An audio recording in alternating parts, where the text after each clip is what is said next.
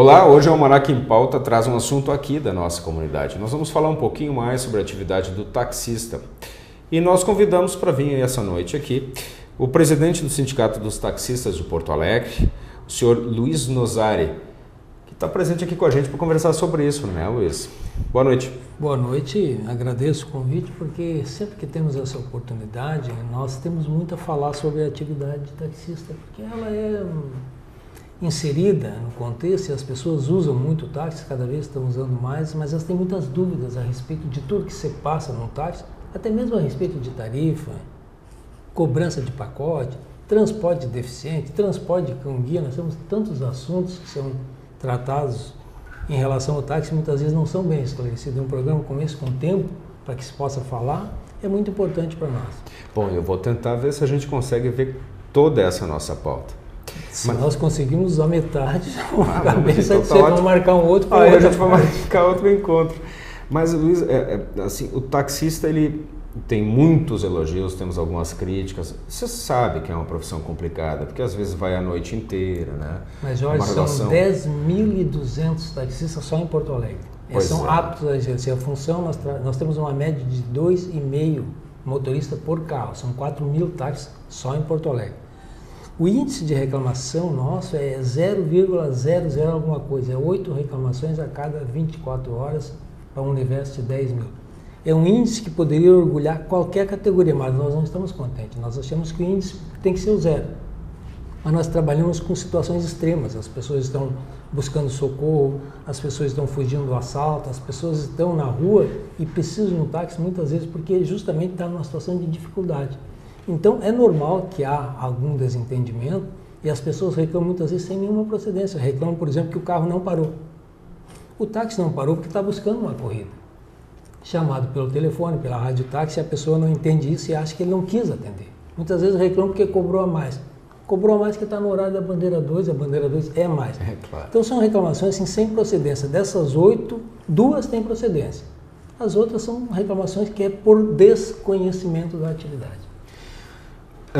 Todas as cidades têm táxi. Cidades que têm um turismo de serviços tão grande quanto Porto Alegre necessita de táxi. A gente tem uma Copa do Mundo pela frente, né? A categoria, ela tem se preocupado em se preparar para todos esses desafios do crescimento da cidade? A categoria ela não está preparada como nós gostaríamos, porque nós somos idealistas, né? Nós buscamos a perfeição, isso eu sei que é difícil, mas deve ser buscado. Comparando com as demais capitais, nós somos um dos serviços melhores em questão de padronização, a tarifa é a mesma, inclusive aqueles carros brancos do aeroporto têm a mesma tarifa, então o passageiro sabe exatamente o que pode pagar e o que não pode. Mas no que diz respeito ao condutor, esse conjunto táxi é o veículo e o condutor. Esse precisa sim mais qualificação. Nós temos a previsão de curso de reciclagem, curso de formação para quem ingressa e o curso de aperfeiçoamento para quem trabalha em determinados pontos. Nós não conseguimos implantar ainda a obrigatoriedade do curso de inglês.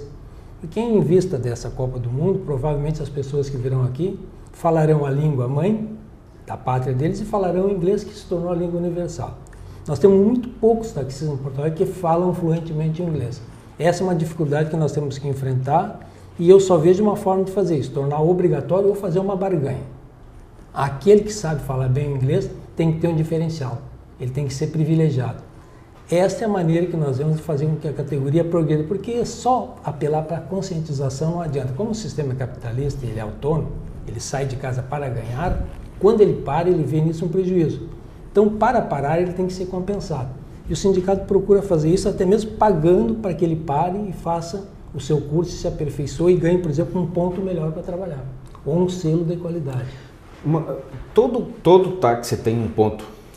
Não, nós temos 4.000, 3.000 tem ponto fixo, os outros 1.000 não tem, porque a cidade tem muitos pontos livres, a área central principalmente, quase todos são pontos livres, e o taxista que tem um ponto fixo, ele trabalha no ponto fixo dele, em todos os demais pontos. As radiotáxis não têm ponto, trabalham em qualquer parte da cidade. Os pontos fixos são tradicionais, eles existem porque a comunidade cria um vínculo com aquele pessoal e eles trabalham com o conhecimento que nos resolve aquele problema da insegurança que o taxista tem ao transportar o passageiro e que o passageiro também tem quando pega um taxista que não é conhecido. Então o ponto cria esse vínculo e é importante por isso, mas na área central não é possível isso, é difícil implementar o ponto fixo porque o fluxo de pessoas é muito grande. E existe alguma razão para determinar onde vai ser o ponto fixo? Por exemplo, a gente, claro, tem hospitais, tem nos fóruns, né, na justiça, tem nos prédios públicos em geral. Tá, mas qual é assim o parâmetro para fixar? Porque às vezes a gente vê o ponto assim, Luiz, tem, lá diz para 5 táxis, às vezes é para 15 táxis. Como é que você estabelece essa mecânica, vai decidir isso? De acordo com a demanda. Pontos maiores, onde há um fluxo maior de pessoas, nós precisamos de uma quantidade maior de táxis. A IPTC, ela determina quantos táxis podem parar ali, até pela questão do espaço físico. Então tem pontos que cabem 5 carros, tem outros que cabem 10. A rodoviária tem 382. Eu ia fazer essa pergunta. O aeroporto tem 161, porque são pontos de atrativo em que as pessoas que andam ali são um grande número, então eu preciso também um grande número de táxis para atender. É dimensionado basicamente em função da demanda do local. Já se falou, inclusive, eu sei que não é o nosso assunto, mas aproveitando a questão do taxista, já se falou, inclusive, em retirar a rodoviária. Tem projetos como isso. Isso modificaria alguma coisa para a atividade do taxista? Nossa, o taxista seria bom que a rodoviária fosse para Eldorado, né? As corridas seriam muito mais altas, nós ganharíamos muito, mas a população de Porto Alegre não quer tirar a rodoviária dali. Porto Alegre é uma das poucas capitais cuja rodoviária é praticamente no centro. É verdade. As pessoas descem do ônibus, desembarcam no ônibus e vão até a pé se quiserem. Então eu acho que há uma resistência muito grande para a retirada da rodoviária. Tem que fazer alguns acertos, algumas adequações na área em torno da rodoviária, inclusive do trânsito, do X da rodoviária, mas retirada ali eu não vejo como a população quer a rodoviária naquele local que está. A grande concentração dos táxis é nessa região central da cidade, né? Às vezes, inclusive, algumas pessoas dizem que existe uma certa dificuldade mais para os bairros. Isso tem uma distribuição? Vocês pensam nisso também? Como é que a própria entidade ajuda para que isso fique distribuído o serviço para toda a comunidade? A colocação de um ponto fixo em bairros, ela tem esse objetivo, fazer com que o taxista crie vínculo naquela área. Aí, normalmente, o que ele faz? Ele pega um passageiro ali na Zona Sul, ou lá em Petrópolis, lá no Rubem Berto, como ele é daquele ponto, a tendência dele é voltar para lá. É a forma de fazer com que ele crie vínculo naquela área e continue atendendo aquela área. Na Restinga, por exemplo, nós temos dificuldade. Porque como o movimento lá é pouco, o taxista que vai para levar um passageiro, ele não fica lá. Porque eu tenho que estar no movimento, eu tenho que trabalhar. E se eu ficar lá na Restinga, por exemplo, eu posso ficar a manhã inteira. E no fim do dia eu não fiz nada. Então, nós saímos de casa também com o intuito de arrecadar, de fazer uma férias, porque eu tenho despesa e eu tenho que ganhar, senão eu não posso manter o serviço. Nesses casos de bairros mais afastados, nós suprimos com a rádio táxi, que tu pode chamar sem pagar nenhuma taxa de chamada, só que, claro, tu vai esperar um pouquinho mais no local distante, mas tu terá um táxi na tua porta, como se tivesse saído e atacar na hora, sem pagar nenhuma taxa. Então a rádio táxi vai suprir essa deficiência, já está suprindo. Tem várias coisas que eu sei que são peculiares a isso aí. Até já conversei com um colega da taxista, ele fala que, por exemplo, uma coisa que é pouco vista, que se fala em quanto é que é o preço da corrida e tudo mais, né? É o custo elevado que existe para a manutenção de um táxi conseguir ficar rodando o dia inteiro. Em quanto tempo se precisa lidar com isso? Com relação a nossa frota ela tem uma idade média de 2 anos e 9 meses. É uma das frotas mais novas do país. Isso tem um pouco a ver com a legislação, né? Aquela situação de 2 anos para vender. A nossa legislação ela permite que eu tenha até 15 anos na praça, mas é muito porque pela questão econômica eu não posso ter um carro de 15 anos. Com 2 anos ele praticamente já... Então nós estamos quase em 2 anos, porque nós temos a possibilidade de comprar carro com isenção de IPI e ICM. Sim, mas só até para solucionar uma dúvida que de fato eu tenho, o carro adquirido pelo taxista, ele fica comprometido, digamos assim, com o carro por 2 anos, é isso? Ele é obrigado a ficar no mínimo 2 anos. Era 3, nós conseguimos reduzir para 2 e eu quero reduzir para 1 porque o táxi em 1 ano roda mais de 100 mil quilômetros. É aquela questão da manutenção, a gente consegue. Então não pode fazer um comparativo com o carro particular que você tem que em 1 ano talvez você tenha nem trocado o óleo, rodou 5 mil quilômetros. Então o táxi ele precisa, nós tentamos fazer com que essa troca seja possível a cada ano. Aí, em 2014 nós teremos uma idade média de 2 anos. Carro novo, dá menos manutenção, fica mais tempo à disposição do público, polui menos, é mais seguro e mais confortável. Então, o sindicato tem feito isso, a nossa idade média é uma das mais baixas do país, mas a nossa preocupação maior não tem sido o carro está bom.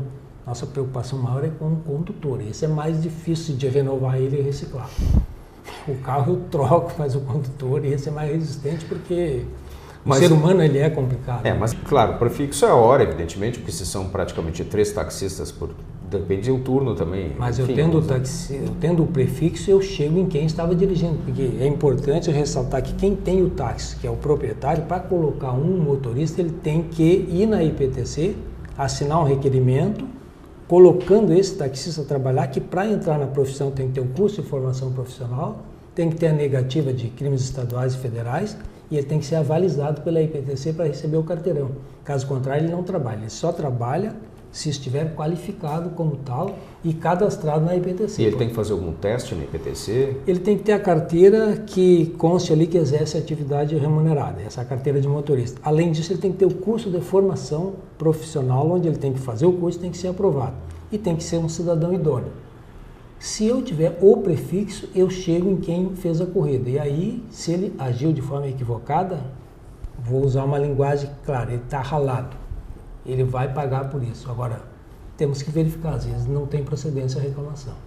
E o taxista, em que hipótese ele deve dar recibo dessa corrida? Sempre. O recibo é padronizado pelo sindicato, é o recibo do Sintax. O passageiro tem o direito a exigir, consta todos os dados, o itinerário, a placa, o prefixo, o CPF do motorista, o nome por extenso.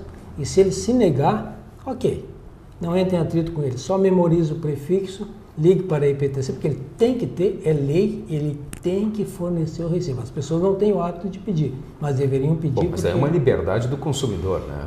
Que não quis pedir. Bom, mas muitas vezes a pessoa precisa justamente porque é a empresa que vai pagar, ou coisa assim. Então, exige sempre o recibo oficial, só pode ser o nosso recibo por uma razão muito simples. O recibo que eu distribuo no sindicato, ele é rastreado. A pessoa que pegou o recibo, ela é identificada, eu só entrego para taxista, cujo carteirão está no prazo de validade, e se ele fizer um mau uso, ele vai responder por isso. Então, se for um recibo comprado em gráfica, bom, aí nós não temos como rastrear no caso de necessidade.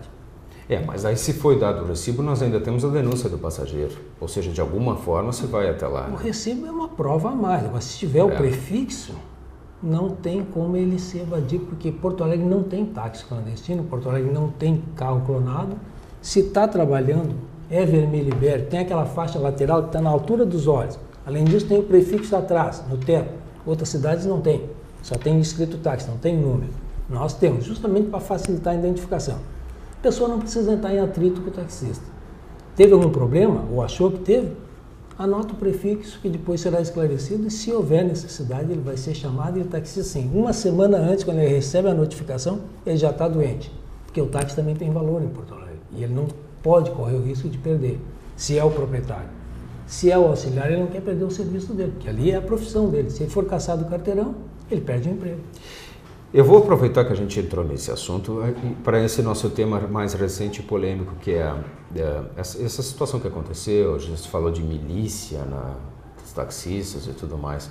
Nós não escondemos nada. Nós, do sindicato, somos muito transparentes. Existem alguns problemas na categoria, até em função do número alto de integrantes.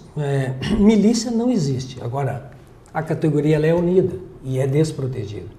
Então, infelizmente, o ser humano ele tende a ter um corporativismo na sua categoria. Como ele está na rua e está exposto, e o Estado falha no quesito de segurança... Nós vamos entrar na violência. A violência atinge a todos, atinge muito mais o taxista, está na linha de frente. Esse ano, no interior, nós tivemos 12 mortes. Em Porto Alegre, 2. O ano passado tivemos 6. Então, Luiz Nozari, presidente do Sindicato dos Taxistas. Prazer tê-lo aqui no Almanac. Mas já terminou? Nosso tempo já foi. Viu como é rápido? Nós tínhamos que falar mais, vamos ter que fazer um outro programa. Mas isso não é problema, será sempre bem-vindo aqui no Almanac. Esclarecer umas outras situações aí. Tá bom, e a minha lista aqui ainda está cumprida, mas o pessoal lá atrás já está me fazendo o sinal, eu vou ter que terminar. Então eu aguardo o convite para o próximo. Tá bom, que bom tê-lo aqui. Obrigado. Que bom de novo ter você aqui nos assistindo no Almanac em Pauta. E se você quiser ver essa entrevista, acesse nosso site, almanaquimpauta.com.br, e tá lá para você ter eventualmente alguma dúvida, a gente vai fazer chegar no presidente, né, presidente? 3319-5100. Tá e 118 é o da IPTC. Ok. Até logo no nosso próximo encontro. Boa noite.